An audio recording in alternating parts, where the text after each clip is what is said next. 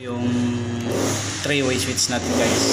Nakita papansin mo yung dalawa na yun guys, di na natin yung pinutol kasi magkarugtong din naman yan ang mga traveler papunta doon sa baba sa switch doon. So dulo naman guys yan pupunta din dyan sa switch doon sa bearing. Ngayon guys yung doon yung tugang, ito na yun guys ang tugang na switch, ito yun yan. Kaya magkasama yan, pwede yung pagdugtungin kahit magkabaliktaran yan guys, walang dagtungin mo ganyan. Ito naman guys yung sa 3-way, ito yung nakakabit sa receptacle guys yan, pagsamahin mo siya ng line 1 para iilaw.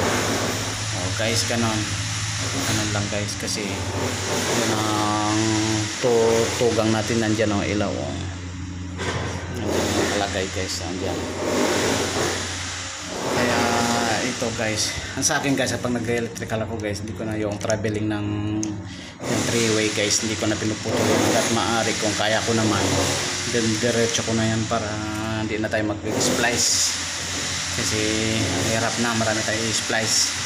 Ito kasi hindi natin mag-diretso kasi ito dahil maraming pagliko-liko, kaya mahirap. Kaya ang ginawa, pinutol natin, pagdugtungin na lang natin yung ganyan, samahin yan, pagsamahin yan.